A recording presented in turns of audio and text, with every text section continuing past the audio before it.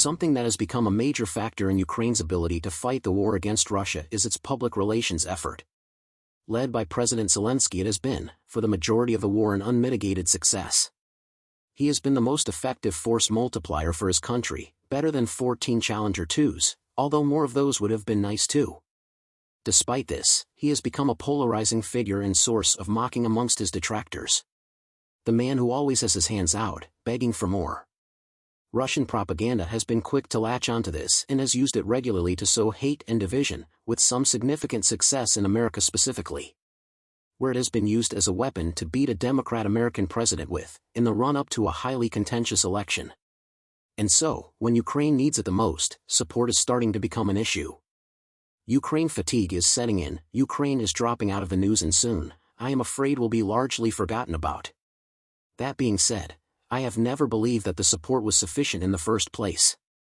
The reluctance of the West has been palpable from the start, when Germany vacillated on the Leopard and then the whole of Europe managed to send them only 71 units of varying models, of which 21 have already been damaged or destroyed. Don't even get me started on the American offering of 30-odd Abrams, that took ages to be approved and even longer to arrive.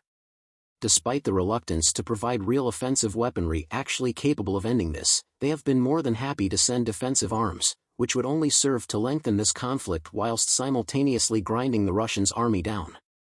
Nothing confirms this more than the time wasted on actively supporting the Ukrainian Air Force. I know all about the training requirements for conversion, but dynamic thinking and resolve would have had the decision activated immediately, and arguably the F-16s would have been in the air already. It should be noted that as it stands, no F-16s have been promised to Ukraine by the US. Can you imagine how stunned the Ukrainians must have been when they realized that in the first 2 weeks of the counter-offensive operations, they lost 20% of the armored weapons sent into battle?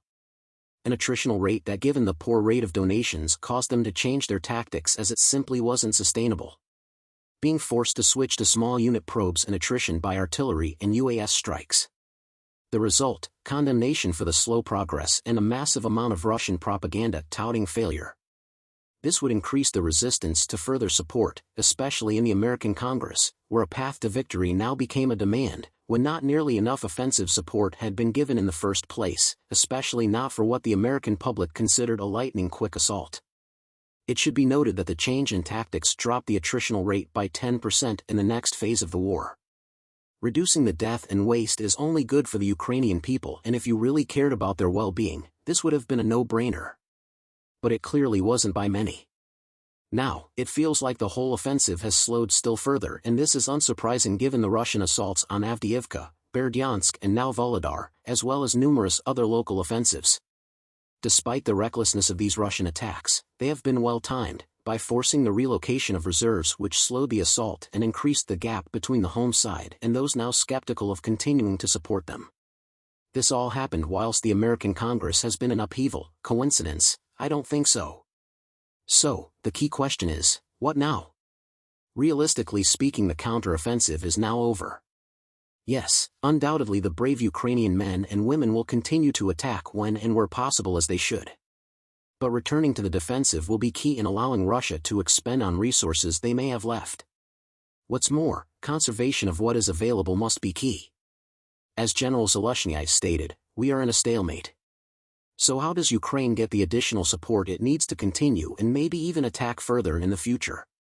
Well, here's an idea that is not going to be popular. How about we change the face of Ukrainian resistance, take away the negative persona so carefully cultivated by Russian propaganda?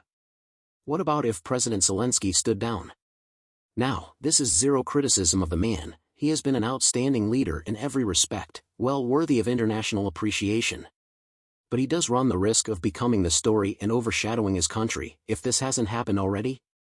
Perhaps a new fresh face is what is needed to get the PR machine running smoothly again, sway those who are questioning whether their money is better spent elsewhere. Take the wind out of the Russian propaganda sails? Only Zelenskyy could do it, and it would need to be carefully handled, but it could just be the change that's needed.